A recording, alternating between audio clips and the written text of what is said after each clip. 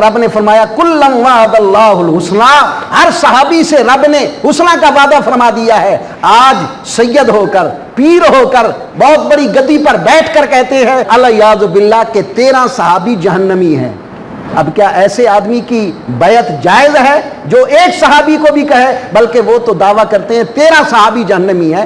ایسے لوگوں کی بیعت بالکل ناجائز اور حرام ہے۔ اور صحابی ہوتا ہی وہی ہے کہ جس کو رب نے اپنی رضامندی کا سرٹیفکیٹ دے دیا ہے، اور جس پر رب راضی ہو گیا وہ کیسے جہنم میں جا سکتا ہے؟ تو نبی کریم صلی اللہ تعالیٰ علیہ وسلم کے صحابہ کی خواہش کیا ہوتی تھی کہ دنیا میں تو سرکار کی خدمت کر رہے ہیں، دنیا میں تو ہم سرکار کے پاس بیٹھے ہیں، زیارتیں کر رہے ہیں، خدمت کر رہے ہیں، لیکن جب جنت میں جائیں گے اور جنت میں نبی کریم کا درجہ تو بہت اعلیٰ ہوگا، ہمارا درجہ ادنا ہوگا، ہم سرکار کی خدمت وہاں نہیں کر سکیں گے۔ کاش کہ ہم بھی نبی کریم صلی اللہ علیہ وسلم کے جنت میں ساتھ رہ کر وہاں بھی سرکار کی خدمت کرتے ہیں۔ تو نبی کریم صلی اللہ علیہ وسلم کے یہ صحابی جو وضو کرانے کی خدمت کیا کرتے تھے، جب وضو پانی لے کر آئے اور نبی کریم صلی اللہ علیہ وسلم نے فرمایا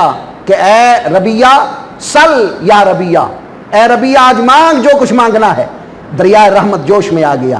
نبی کریم صلی اللہ تعالیٰ علیہ وسلم نے کس چیز کا ذکر کیا؟ فعل کا ذکر کیا، فاعل کا ذکر کیا کہ مانگ۔ کون مانگے؟ حضرت ربیہ۔ لیکن یہ نہیں فرمایا کہ کیا چیز مانگ، یہ نہیں فرمایا دنیا کی کوئی چیز مانگ، یہ نہیں فرمایا آخرت کی کوئی چیز مانگ، یہ نہیں فرمایا دنیا میں اگر کوئی خواہش ہے تو وہ طلب کر لے، یا جنت لینا چاہتا ہے تو وہ لے لے، یہ نہیں فرمایا۔ علماء فرماتے ہیں کہ جہاں فعل کا ذکر ہو، فاعل کا ذکر ہو لیکن مفعول بہی کا ذکر نہ ہو، وہاں تعمیم ہوتی ہے۔ گویا میرے مصطفیٰ نے اعلان کر دیا ربیہ آج میری رحمت کا دریا جوش میں ہے، آج دنیا کی کوئی چیز مانگے گا وہ بھی عطا کروں گا، اگر آخرت کی کوئی چیز مانگے گا وہ بھی عطا کروں گا۔ نعرہ تکبیر، نعرہ رسالت، نعرہ خلافت، نعرہ حیدری، تاجدار ختم نبوت۔ وہ جہنم میں گیا جو ان سے مستغنی ہوا، ہے خلیل اللہ کو حاجت رسول اللہ کی۔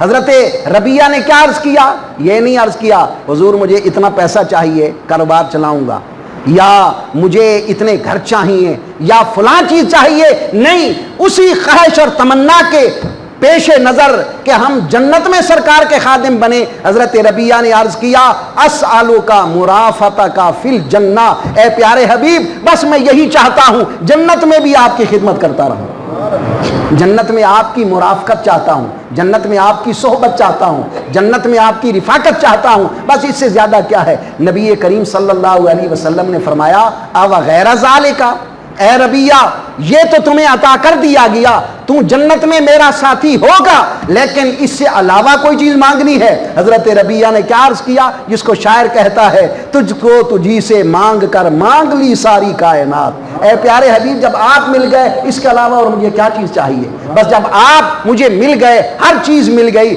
اور میرے دل کا مطلب پورا ہو گیا۔ جب دنیا میں بھی آپ مل گئے، جنت میں بھی آپ مل گئے تو میری زندگی سنور گئی۔